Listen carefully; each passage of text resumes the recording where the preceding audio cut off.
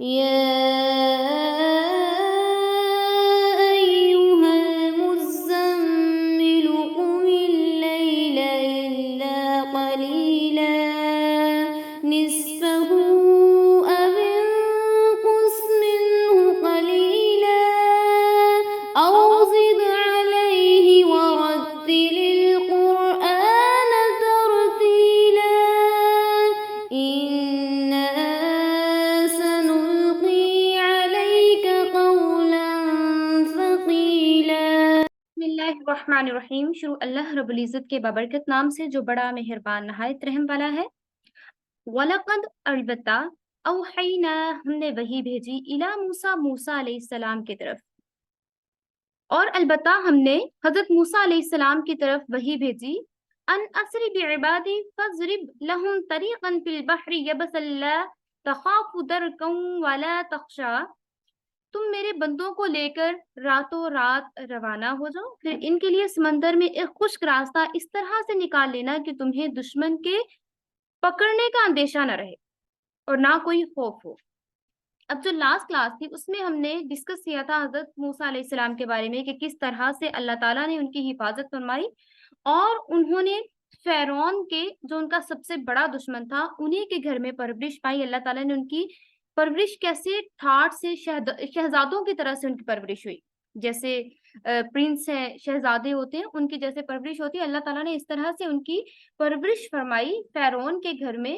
تو اب حضرت موسیٰ علیہ السلام کو جب اللہ تعالیٰ نے معجزات بھی دے دیے، معجزات کون کون سے تھے؟ 2 معجزات اللہ تعالیٰ نے حضرت موسیٰ علیہ السلام کو دے دیے تھے۔ ایک ید بیضا کا، مینس کہ جیسے ہی وہ اپنا ہاتھ بغل میں ڈالتے باہر نکالتے تو وہ دودھ کی طرح یا پھر نور کی طرح سے روشن چمکنا سٹارٹ ہو جاتا تھا، ٹھیک ہے۔ اور دوسرا کیا تھا؟ عصا، ان کے ہاتھ میں جو عصا تھا وہ جیسے ہی زمین پر مارتے تو فوراً سے وہ عصا جو تھا اس میں اللہ تعالیٰ نے اتنی زیادہ طاقت رکھتی تھی، جیسے وہ زمین پر ڈالتے تو وہ ایک اژدہا بن جاتا۔ اس کے علاوہ اور بھی اسے بہت سارے کام لیتے تھے، لائک اس عصے کو جب پتھر پہ مارتے تھے تو اس میں سے چشمے پھوٹ پڑتے تھے جو جس سے پانی سب لوگ پی لیا کرتے تھے، اور اس میں سے 12 چشمے پھوٹا کرتے تھے۔ 12 اس لیے کہ وہاں ان کے قبیلے 12 تھے اور سب اپنا اپنا گھاٹ جان لیا کرتے تھے، جیسا کہ ہم نے سورۃ البقرہ میں پڑھا تھا، ٹھیک ہے۔ اب اللہ تعالیٰ نے حضرت موسیٰ علیہ السلام سے کہا کہ جب دیکھا کہ جو ہے بہت زیادہ فرعون نے ان پہ ظلم کرنا سٹارٹ کر دیا تو اللہ تعالیٰ نے ان سے کہا کہ آپ راتوں رات یہاں سے نکل جائیے۔ اب ہم بات کرتے ہیں جو کل کا لیکچر تھا اس میں ہم نے یہ بھی ڈسکس کیا تھا کہ جادوگروں کے ساتھ کمپٹیشن ہوا تھا حضرت موسیٰ علیہ السلام کا، اور جادوگروں کے مقابلے میں فتح پانے کے بعد حضرت موسیٰ علیہ السلام کافی عرصے مصر میں رہے، اور اس دوران فرعون کو ان کی تبلیغ بھی جاری رہی، فرعون کو بھی تبلیغ کرتے رہے اور مصر کے جو لوگ تھے مصری تھے ان کو بھی تبلیغ کرتے رہے، اور اللہ تعالیٰ کی طرف سے بہت ساری نشانیاں یا بہت سارے معجزات ان کو دکھائے جاتے رہے، جو کہ ہم نے سورہ اعراف میں بھی ڈسکس کیے ہیں۔ اور اسی طرح لاسٹ پہ آخر پہ اللہ تعالیٰ نے حضرت موسیٰ علیہ السلام کو یہ حکم دیا کہ تمام بنی اسرائیل کو لے کر راتوں رات نکل جائیے، اور آپ نے یہاں سے نکل جانا ہے۔ اللہ تعالیٰ نے کہا کہ آپ راتوں رات مصر سے نکل جائیے، یعنی آپ کے سامنے سمندر آئے گا، اس پر آپ اپنا عصا مارو گے تو اس میں آپ کی قوم کے گزرنے کے لیے ایک خشک راستہ بن جائے گا، اور اس کی ڈیٹیل سورہ یونس میں بھی گزر چکی ہے جو کہ ہم ڈسکس کر چکے ہیں، اور سورہ شعراء میں بھی آئے گی انشاءاللہ، اس کی آیت نمبر 60 سے 66 تک۔ چونکہ یہ راستہ اللہ تعالیٰ نے صرف آپ کے لیے پیدا کیا ہے، اس لیے فرعون کا لشکر اس سے گزر کر تمہیں نہیں پکڑ سکے گا، لہٰذا آپ پکڑے جانے کا خوف دل میں نہ رکھیے گا، نہ ہی ڈوب جانے کا خوف دل میں رکھیے گا۔ آپ کو ایک اللہ تعالیٰ کی طرف سے اشارہ مل رہا ہے، وہی بھیجی جا رہی ہے کہ آپ راتوں رات نکل جائیے، راستے میں دریا آئے گا تو دریا کے اندر سے آپ گزر جائیے گا، آپ کو ڈرنے کی ضرورت نہیں ہے، خوف زدہ ہونے کی ضرورت نہیں۔ لا تخافوا درکا ولا تخشا، نہ کوئی خوف ہوگا نہ دشمن کے پکڑنے کا اندیشہ ہوگا، بس آپ نے اس میں سے گزر جانا ہے۔ فَأَتْبَعَهُمْ فِرْعَوْنُ بِجُنُودِهِ فَغَشِيَهُمْ مِنَ الْيَمِّ مَا غَشِيَهُمْ، چنانچہ فرعون نے اپنے لشکروں سمیت ان کا پیچھا کیا تو سمندر کی جس خوفناک چیز نے انہیں ڈھانپا وہ انہیں ڈھانپ کر ہی رہی۔ اور عربی محاورے کے مطابق وہ چیز یہ کہہ کر ناقابل بیان تک وہ چیز کا مطلب ہوتا ہے کہ ناقابل بیان تک خوف کر دینے والی چیز کی طرف اشارہ کرتے ہیں عربی جو ہیں، ٹھیک ہے، تو اس لیے اللہ تعالیٰ کی طرف سے کہا گیا کہ وہ ایسی لہر، یہ ایسی خوفناک لہر تھی جس نے فوراً سے ان سب کو ڈھانپ لیا. غشیہم فغشیہم من الیم ما غشیہم، سو جس خوفناک چیز نے انہیں ڈھانپا وہ ڈھانپ کر ہی رہی کہ مکمل طور پہ ان کو اپنے اندر لے لیا اس بڑی لہر نے. وَأَذَلَّ فرعون قومہ وما ہدا، اور فرعون نے اپنی قوم کو برے راستے پر لگایا اور انہیں صحیح راستہ نہ دکھایا.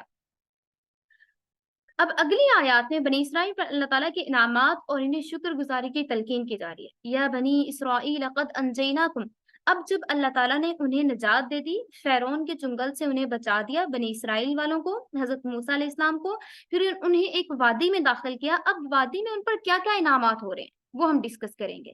ٹھیک ہے، تو یہ ایک جو پوری سٹوری ہے وہ ایک ڈیٹیل کے ساتھ آپ کے ساتھ شیئر کی جا رہی ہے. قرآن آپ کے ساتھ شیئر کر رہا ہے. تو اب قرآن آپ کو کیا بتا رہا ہے، پہلے کیسا ہوا، کیسے حضرت موسیٰ علیہ السلام کو اللہ تعالیٰ نے نبوت عطا کی، کیسے حضرت موسیٰ علیہ السلام کی اللہ تعالیٰ نے پرورش کی، کیسے حضرت موسیٰ علیہ السلام کی اللہ تعالیٰ نے حفاظت کی، پھر انہیں نشانیاں عطا کی، پھر ان کا کمپٹیشن ہوا، پھر انہوں نے لوگوں کو تبلیغ کی، پھر کیسے اللہ تعالیٰ نے ان سب لوگوں کی حفاظت فرمائی، ان کو اس جو کافروں کا ایک ایریا تھا وہاں سے نکال کر انہیں ایک سیف ایریا میں اللہ تعالیٰ نے رکھا، اور پھر وہاں پہ ان کے لیے کیا کیا انعامات ہوئے وہ ذکر کیا جائے گا آیت نمبر 80 میں. یا بنی اسرائیل قد انجیناکم، اے بنی اسرائیل والو. بنی اسرائیل کون ہے؟ اولاد یعقوب ہیں. یہاں پہ ان کو اللہ تعالیٰ کی طرف سے اٹینشن یا پھر متوجہ کیا جا رہا ہے کہ اے بنی اسرائیل والو قد انجیناکم، ہم نے تمہیں نجات دی، من عدوکم، تمہارے دشمن سے، وواعدناکم جانب الطور الایمن ونزلنا علیکم المن والسلوى، اور تم سے کوہ طور کے دائیں جانب آنے کا وعدہ ٹھہرایا اور تم پر من و سلوہ نازل کیا. اللہ تعالیٰ نے ان پر من و سلوہ نازل کیا. اب من و سلوہ کیا تھا؟ من و سلوہ کے بارے میں کہا جاتا ہے کہ وہ سویٹ ڈش بھی تھی اور وہ نمکین بھی تھا. ٹھیک ہے، من کے بارے میں کہا جاتا ہے کہ یہ کوئی سویٹ ڈش تھی، اور جو سلوہ تھا وہ بٹیر ٹائپ تھا. وہ بٹیر تھے جو کہ ایزیلی اویلیبل ہوتے تھے اور ان کو پکڑ لیا جاتا اور پھر ان کو بھون کے کھایا جاتا تھا. اس ٹائم پہ مجھے نہیں لگتا کہ وہ فرائی وغیرہ کرتے ہوں گے، بس اس کو آگ پہ پکا لیا جاتا تھا اور اس کو کھایا جاتا تھا، اور وہ نمکین تھا. اور جو سویٹ ڈش تھی وہ یہ تھا آسمان سے جیسے شبنم کی صورت میں، وہ ایک لائک ترنجبین بھی اس کو بولتے ہیں. اگر ہم بکس ریڈ کرتے ہیں اس میں ترنجبین بولتے ہیں.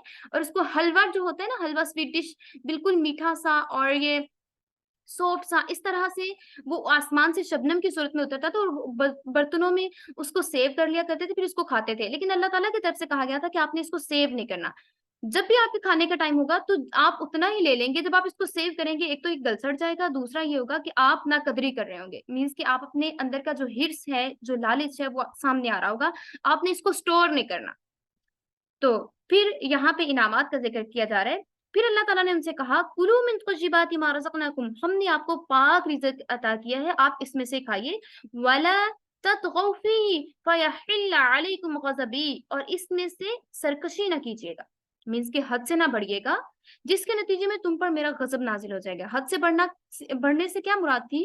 حد سے بڑھنے سے مراد یہی تھی کہ آپ اس کو سٹور نہیں کریں گے، سرکشی نہیں کریں گے، اپنا فرمانی نہیں کریں گے اللہ تعالیٰ کی، اور شکر گزاری کریں گے.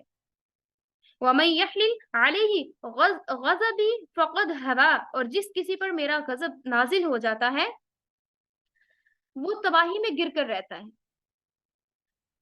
وَإِنِّي لَغَفَّارٌ لِمَن تَابَ وَآمَنَ وَعَمِلَ صَالِحًا ثُمَّ اهْتَدَىٰ، اور یہ بھی حقیقت ہے جو شخص توبہ کرے، ایمان لائے اور نیک اعمال کرے، پھر سیدھے راستے پر قائم رہے، تو اس کے لیے بہت بخشنے والا. ثم اهتدىٰ، اللہ تعالیٰ کی ذات فرما رہی ہے کہ میں اس کے لیے بہت زیادہ بخشنے والا ہوں، میں اس کو معاف فرمانے والا ہوں، اس کے پہلے گناہوں پر اس کو معاف کر دینے والا ہوں.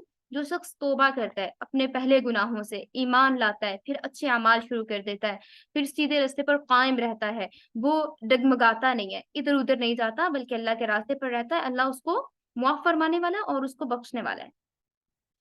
وَمَا أَعْجَلَكَ عَنْ قَوْمِكَ يَا مُوسَىٰ، اور جب موسیٰ علیہ السلام کوہ طور پر اپنے لوگوں سے پہلے چلے تو اللہ رب العزت نے ان سے کہا موسیٰ تم اپنی قوم سے پہلے جلدی کیوں آ گئے ہو؟ صحرائے سینا میں قیام کے دوران اللہ تعالیٰ نے حضرت موسیٰ علیہ السلام کو کوہ طور پر بلایا تھا تاکہ وہ وہاں 40 دن کے لیے اعتکاف کریں، تو انہیں تورات عطا کی جائے گی. سٹارٹ میں بنی اسرائیل کی کچھ सिलेक्टेड लोगों के बारे में ये भी तय हुआ था कि वो भी आपके साथ जाएंगे, लेकिन हजरत मूसा अलैहिस्सलाम जल्दी रवाना हो गए और इनका ख्याल था कि बाकी साथी भी पीछे आ रहे होंगे, लेकिन वो लोग नहीं आए। قال هم أولئك على أثري وعجلت إليك ربي لترضى। इन्होंने कहा वो मेरे पीछे पीछे आया ही चाहते हैं और परवरदिगार मैं आपके पास इसलिए जल्दी आ गया ताकि आप खुश हो जाएं। मैं जल्दी से इसलिए आ गया ताकि आप खुश हो जाएं। قال فإنا قد فتنا قومك من بعدك وأذلهم السامري। अल्लाह ने फरमाया, अल्लाह रब्बुल इज्जत ने फरमाया, फिर आपके आने के बाद हमने आपकी कौम को फितने में मुब्तला कर दिया और इन्हें सामरी ने गुमराह कर डाला। अब आप रिकॉल कीजिए जो हमने सूरतुल बकरा में पढ़ा था कि जो सामरी था, सामरी ने क्या किया था? सामरी एक जादूगर था, ठीक है, और बज़ाहिर वो हजरत मूसा अलैहिस्सलाम पर ईमान ले आया था और उनके साथ साथ साथ रहना भी स्टार्ट हो गया था, लेकिन वो मुनाफिक था, दर हकीकत वो मुनाफिक था। जब हजरत मूसा अलैहिस्सलाम ने बहरे गुलजम को पार किया था, दरिया को पार किया, उस टाइम पे उसने देखा कि कुछ ऐसे फरिश्ते टाइप या कुछ ऐसी चीज है जो कि घोड़ों पे सवार हैं, और जब घोड़े उनके चलते हैं ना तो उनके नीचे से रोशनी निकलती है। उसको लगा ये गैर मामूली चीज है और ये इंसान नहीं हो सकते, ये जरूर फरिश्ते होंगे। अब जहां जहां पे घोड़े के पांव पड़ रहे थे उसने वहां से मिट्टी को इकट्ठा किया और अपने पास स्टोर कर लिया, अपने पास उसने सेव कर लिया कि अब मैं इसको इसको संभाल के रखूंगा। वो बड़ा चालाक और अय्यार किस्म का जादूगर था। अब जैसे ही उसने उसको अपने पास स्टोर कर लिया, उसके बाद उसके जहन में शायद कोई साजिश थी। जैसे ही हजरत मूसा अलैहिस्सलाम को अल्लाह ताला ने कोहे तूर पर बुलाया कि अब आप एज अ शुक्राना अदा करने के लिए वन मंथ के लिए मेरे पास आएंगे, 1 मंथ के लिए आप इबादत करेंगे, तो इबादत के बाद आपको कोहे तूर की तख्तियां अता की जाएंगी। इसके बाद क्या हुआ कि जैसे ही हजरत मूसा अलैहिस्सलाम 1 मंथ के लिए गए, अपनी कौम को बता के गए थे कि मैं 1 महीने के लिए एतकाफ करने जा रहा हूँ अल्लाह रब्बुल इज्जत के पास कोहे तूर पर, तो मैं 1 महीने के बाद वापस आ जाऊंगा। 1 महीना गुजरा तो अल्लाह ताला ने उनसे कहा कि आप 40 रोज लगाइए, 40 रोज लगाइए। तो इसलिए उलमा किराम कहते हैं कि जब भी आप कोई वजीफा पढ़ रहे होते हैं तो आप 40 रोज पढ़ा कीजिए, तो अल्लाह ताला को 40 का आदत बहुत ज्यादा पसंद है। तो उनसे कहा कि आप 10 डेज मजीद लगा लीजिए। अब कौम को नहीं पता था, कौन को अपडेट नहीं किया था कि 40 दिन लग सकते हैं। अब जैसे ही 30 दिन गुजरे, उसके बाद 2 दिन और गुजर गए, तीसरा दिन गुजर गया, चौथा दिन गुजर गया, तो अब वो सामरी ने कहना शुरू किया कि मूसा अलैहिस्सलाम तो आपको बता के गए थे कि वो आफ्टर 30 डेज वापस आ जाएंगे, अगर वो वापस नहीं आए तो उनकी वहीं पे डेथ हो चुकी है, वो वहीं पे इंतकाल कर चुके हैं। तो इसलिए मैं आपको एक ऐसी चीज बताता हूँ जिसकी आप इजीली इबादत कर सकेंगे। आप सब लोग मुझे अपना सोना, जवाहरात या फिर जो भी आपका जेवरात वगैरह है वो मुझे दीजिए, मैं आपको एक ऐसी चीज बना के दूंगा जिसकी आप इजीली इबादत कर सकेंगे माज़अल्लाह। अब सब लोग ऐसे पागल थे और हजरत हारून अलैहिस्सलाम को पीछे हजरत मूसा अलैहिस्सलाम नायब मुकर्रर करके गए थे कि आप मैनेजर हैं, आप इनको देखेंगे, आप इनको संभालेंगे और इनको इबादत पर लगाए रखेंगे ना। तो हजरत हारून अलैहिस्सलाम ने कहा कि आप लोग भटक रहे हैं, ऐसा ना कीजिए। तो उन्होंने हजरत हारून अलैहिस्सलाम से कहा कि हम आपको जान से मार देंगे अगर आपने कोई भी हरकत की, तो अगर आपने हमें रोकने की कोशिश की। तो क्या हुआ कि सामरी ने सबसे जेवरात ले लिए। लेने के बाद उसने उन सबको पिघलाने के बाद एक बछड़े की शेप दे दी। एक बछड़े की शेप देने के बाद फिर वो जो मिट्टी थी ना, जो उसने हजरत जिब्राइल अलैहिस्सलाम के बारे में बताया जाता है कि उनके घोड़े के कदमों के नीचे से ली थी, वो उसने उनके उसके पेट में डाल दी, जो बछड़ा बनाया था ना उसके पेट में डाल डाल दी। जैसे उसके पेट में गई, फौरन से कि अल्लाह ताला की तरफ से आजमाइश भी थी, ठीक है। तो हुआ तो अल्लाह के हुक्म से, लेकिन अल्लाह की आजमाइश थी, वो फौरन से बोलना शुरू हो गया, उसके अंदर से आवाजें आना शुरू हो गई। बछड़े के अंदर से वो ताकत बहुत ज्यादा थी उस मट्टी के अंदर भी, लेकिन वो किसके हुक्म से थी? वो अल्लाह के हुक्म से थी। तो लोगों ने जैसे ही देखा उसको फौरन से समझ गए कि सामरी ने तो हमें बहुत अच्छी चीज दे दी है। तो उन्होंने सबने कहा उसने कहा कि ठीक है सब लोग इसको सजदा कीजिए, अब इसी की इबादत करेंगे। बहुत सारे लोग क्या हुआ, उसको सजदा भी करने लगे और उसकी इबादत भी करना शुरू हो गए। तो अल्लाह ताला ने आयत नंबर 85 में क्या फरमाया है? क़ाल फ़इन्ना क़द फ़तन्ना क़ौमक। अल्लाह ने फरमाया फिर तुम्हारे आने के बाद हमने आपकी कौम को फितने में मुब्तला कर दिया। मिन बादिका, आपके आने के बाद। व अज़ल्लहुमुस सामिरी, और इन्हें सामरी ने गुमराह कर डाला। सामरी क्या था? एक जादूगर था जो कि बज़ाहिर हज़रत मूसा अलैहिस्सलाम के साथ था, लेकिन हकीकत में वो मुनाफिक था। और सामरी की पैदा करदा गुमराही क्या थी? फरजअ मूसा इला कौमिही गज़बान असिफा। चनाचे मूसा अलैहिस्सलाम गम और गुस्से में भरे हुए अपने कौम के पास वापस लौटे, कहने लगे قال یا قوم، اے میری قوم، الم یعدکم ربکم وعدا حسنا، کیا تمہارے پروردگار نے تم سے ایک اچھا وعدہ نہیں کیا تھا؟ وعدا حسنا، کیا آپ کے رب نے آپ سے اچھا وعدہ نہیں کیا تھا؟ افطال علیکم العہد ام اردتم ان یحل علیکم غضب من ربکم فاخلفتم موعدی، تو کیا تم پر کوئی بہت لمبی مدت گزر گئی تھی، یا آپ یہ چاہتے تھے کہ آپ پر آپ کے رب کا غضب نازل ہو جائے اور اس وجہ سے آپ نے مجھ سے وعدہ خلافی کی؟ اچھے وعدے سے مراد کوہ طور پر تورات دینے کا وعدہ تھا۔ اب ان لوگوں نے کہا تھا کہ ہمارے پاس کوئی بک ہونی چاہیے جس کو دیکھ کے ہم اس پہ عمل کر سکیں۔ تو لیکن پھر یہ بھی یاد رکھیے، جب اللہ تعالیٰ نے ان کو بک عطا کر دی، تورات عطا کر دی، پھر انہوں نے کہا کہ ہم تو اس پر ایمان نہیں لائیں گے کیونکہ اس میں بہت سٹرکٹ قسم کے رولز دیے گئے ہیں جس کو ہم فالو نہیں کریں گے۔ پھر اللہ تعالیٰ کی طرف سے کہا گیا کہ ان کے سروں پہ کوہ طور کا ایک ٹکڑا مسلط کر دیجیے کہ جو جو تورات پر ایمان نہیں لائے گا ان کے سروں کو کچل دیا جائے گا۔ حالانکہ اسلام میں سختی نہیں ہوتی کہ زبردستی نہیں اسلام آپ سے کہا جا سکتا کہ آپ اسلام لے آئیے گا، لیکن کیونکہ وہ لوگ ضد کر رہے تھے کہ ہمیں بک چاہیے، جب بک ان کو مل گئی، ریلیجیس بک مل گئی، پھر وہ ایمان نہیں لا رہے تھے، تو اللہ تعالیٰ کی طرف سے کہا گیا تھا بنی اسرائیل والوں کے لیے، جسٹ یہ بنی اسرائیل والوں کے لیے تھا کہ ان کے سروں پر ایک پتھر، بہت بڑا پتھر معلق کر دیا جائے، اگر یہ ایمان نہیں لاتے تو ان کے سروں کو کچل دیا جائے گا۔ ٹھیک ہے، تو اس لیے فرمایا حضرت موسیٰ علیہ السلام نے، یعنی مجھے کوہ طور پر گئے ہوئے کوئی زیادہ لمبی مدت تو نہیں گزری تھی کہ آپ میرا انتظار کیے بغیر اس بچڑے کو معبود بنا بیٹھو۔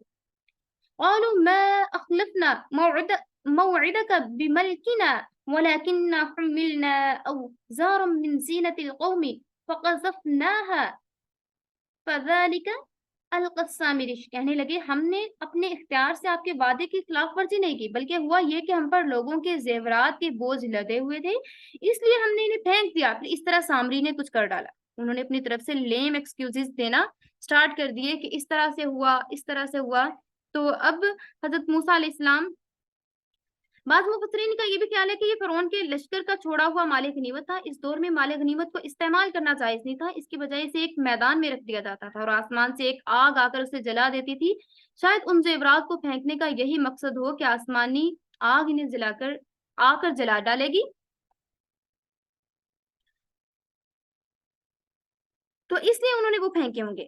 ٹھیک ہے، اور اس کے برخلاف عام طور پر تفاسیر میں یہ بھی روایات مذکور ہیں کہ بنی اسرائیل جب مصر سے نکلے تھے تو نکلنے سے پہلے انہوں نے فرعون کی قوم کے لوگوں سے بہت سے زیورات عید کے موقع پر پہننے کے لیے مستعار لے لیے تھے، اور وہ سارے زیورات مصر سے نکلتے ہوئے ان کے ساتھ تھے۔ کیونکہ یہ زیورات دوسروں کی امانت تھی، اس لیے بنی اسرائیل کے لیے جائز نہیں تھا کہ وہ ان کے مالکوں کی اجازت کے بغیر انہیں یوز کر سکے، اور دوسری طرف انہیں واپس کرنے کا بھی کوئی راستہ نہیں تھا۔ اس لیے حضرت ہارون علیہ السلام نے ان سے کہا کہ یہ زیورات یہیں پھینک دیجیے اور ان کے ساتھ ہی وہی والا معاملہ کیجیے جو دشمن سے حاصل کی ہوئے مال غنیمت کے ساتھ کیا جاتا ہے۔ لیکن ان میں سے کوئی روایت بہت مستند نہیں ہے، اور احتمال یہ بھی ہے کہ سامری نے اپنا کوئی جادو دکھانے کے لیے لوگوں سے کہا ہو کہ آپ اپنے زیور نیچے پھینکو، میں آپ کو ایک تماشا دکھاتا ہوں یا ایک کرتب دکھاتا ہوں۔ یہاں یہ بات بھی قابل ذکر ہے کہ عام لوگوں نے جو زیورات پھینکے ان کا ذکر کرتے ہوئے اللہ تعالیٰ نے قذف کا ورڈ یوز کیا ہے، اور سامری نے جو کچھ پھینکا اس کے لیے دوسرا لفظ القا استعمال کیا ہے۔ اس لیے یہ بھی امکان ہے کہ صرف ویسے ہی تبدیلی ہو، اور یہ بھی ممکن ہے کہ سامری کے پھینکنے سے مراد اس کی جادوگری کی کاریگری ہو، کیونکہ الکا کے جو ورڈز ہیں وہ جادوگروں کے کرتب دکھانے کے لیے یوز ہوتے ہیں۔ جب سارے لوگوں نے اپنے زیورات پھینک دیے تو سامری بھی کوئی چیز مٹھی میں دبا کر لایا اور حضرت ہارون علیہ السلام سے کہا کہ کیا میں بھی پھینک دوں؟ حضرت ہارون علیہ السلام نے سمجھا کہ یہ بھی کوئی زیور ہوگا، اس لیے فرمایا کہ ڈال دو۔ اس پر سامری نے کہا کہ آپ میرے لیے دعا کریں، جب میں ڈالوں تو جو کچھ میں چاہتا ہوں وہ پورا ہو جائے۔ حضرت ہارون علیہ السلام کو اس کی منافقت معلوم نہیں تھی اور اس لیے دعا فرما دی۔ حقیقت میں وہ مٹھی میں زیور کی بجائے مٹی لے کر آیا ہوا تھا، اور اس نے وہ مٹی ان زیورات پر ڈال کر انہیں پگلا دی، اور ایک بچڑے کی سی وہ صورت بن گئی جس سے آواز نکلتی تھی۔ اب چونکہ میں نے آپ لوگوں کو پہلے بھی بتایا کہ وہ ایک تو منافق تھا، دوسرا اس نے جو فرشتے کے قدموں کے نیچے فرشتہ جو جس گھوڑے پہ سوار تھا نا، اس کے قدموں کے نیچے سے جو مٹی تھی اس کو اکٹھا کیا ہوا تھا۔ اس کے بارے میں مختلف روایات ملتی ہیں، مختلف اس کے بارے میں سٹوریز ہیں، تو یہ میں نے جتنی بھی سٹوریز تھیں وہ میں نے آپ کے ساتھ شیئر کر دی ہیں۔ ٹھیک ہے، تو اس طرح سے یہ سارا اس طرح سے سین تھا۔ فَأَخْرَجَ لَهُمْ عِجْلًا جَسَدًا لَهُ غبار فقالوا هذا إلهكم وإله موسى فنسي، اور لوگوں کے سامنے ایک بچڑا بنا کر نکال لایا ایک جسم تھا جس میں سے آواز نکلتی تھی۔ لوگ کہنے لگے کہ یہ تو تمہارا معبود ہے اور موسیٰ کا بھی معبود ہے، مگر موسیٰ علیہ السلام بھول گئے ہیں۔ افلا يرون الا يرجع الیہم قولا، بھلا کیا انہیں نظر نہیں آ رہا تھا کہ وہ ان کی بات کا جواب دیتا اور نہ ہی انہیں کوئی نقصان پہنچا سکتا تھا۔ ولا يملك لهم ضرا ولا نفعا، نہ تو وہ بچڑا انہیں فائدہ دے سکتا تھا نہ انہیں کسی قسم کا کوئی نقصان پہنچا سکتا تھا۔ تو اب نیکسٹ جو ہم کل رکوع پڑھیں گے اس میں پھر حضرت موسیٰ علیہ السلام جیسے قوم کے ساتھ بیہیو کریں گے یا اللہ تعالیٰ کی طرف سے ان کے لیے کیا کیا احکامات ہوں گے، وہ بہت انٹرسٹنگ سٹوری ہے، یہ آپ کے ساتھ شیئر کروں گی، جو کہ قرآن کریم نے حضرت سورہ طٰہٰ میں ڈیٹیل کے ساتھ ڈسکس کر دیا، اور حضرت ہارون علیہ السلام کا کیا طرز عمل ہوگا وہ بھی آپ کے ساتھ شیئر کیا جائے گا۔ وآخر دعوانا الحمد للہ رب العالمین، ربنا آتنا فی الدنیا حسنہ وفی الآخرۃ حسنہ وقنا عذاب النار۔ اللہ رب العزت سے دعا کرتے ہیں ہمیں صحیح سے قرآن کو سمجھنے اور اس پر عمل کرنے کی توفیق عطا فرمائے، آمین ثم آمین یا رب العالمین۔